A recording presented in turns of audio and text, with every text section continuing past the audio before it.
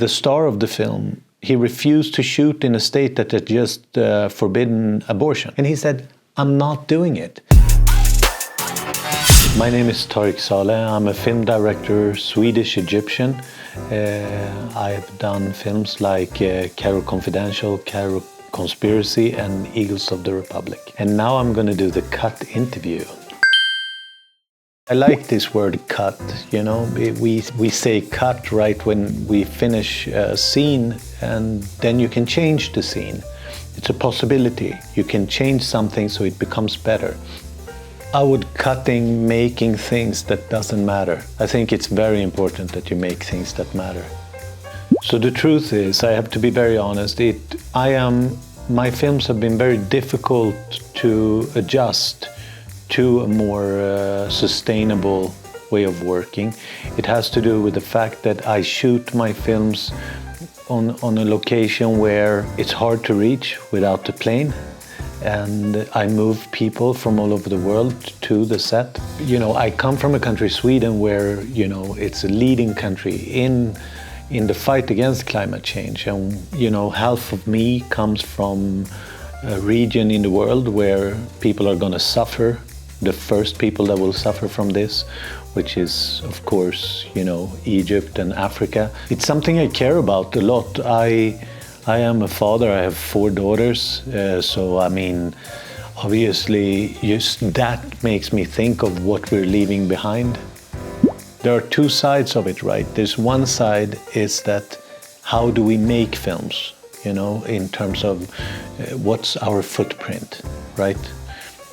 But then there is another side of it, is that the film can impact a lot of people to look at the world differently. And for the last, I would say, 20 years, the gospel of consumption have been the main gospel. It's sort of the image of success is to live in some sort of absolute surplus. And I think this is what affects people to think that this is something to strive for. And I think, unfortunately now, film is very much behind in terms of social media and Instagram, and that is also pushing the whole agenda of things that we need more to be happy. And my generation, Generation X, we are basically guilty. We have been renovating our kitchens instead of fixing politics.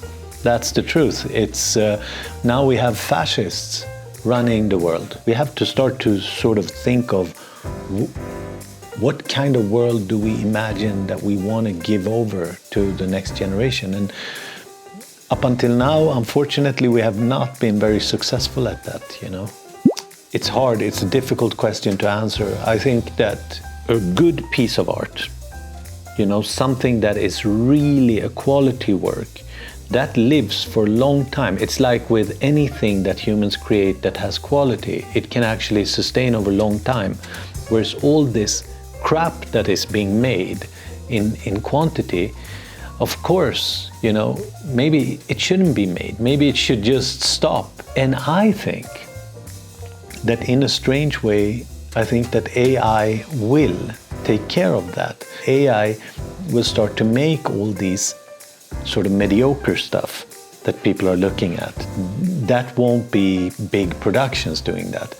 What will then be left is the unique human experience that AI can't create. And I think, for example, people like Leonardo DiCaprio and these people that are very invested in this, they mean a lot. I mean, I can say that on a big production, if director and actors demand certain things, and especially actors with big names. So for example, I was doing an American film a couple of years ago, and the star of the film, he refused to shoot in a state that had just forbidden abortion.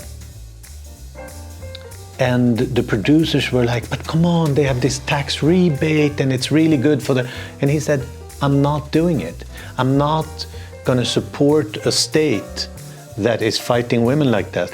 And of course, when he takes that stand, we were not shooting in that state because they want that star, you know. So of course that could happen with environment too, you know. It's just that it has to be important enough to enough people.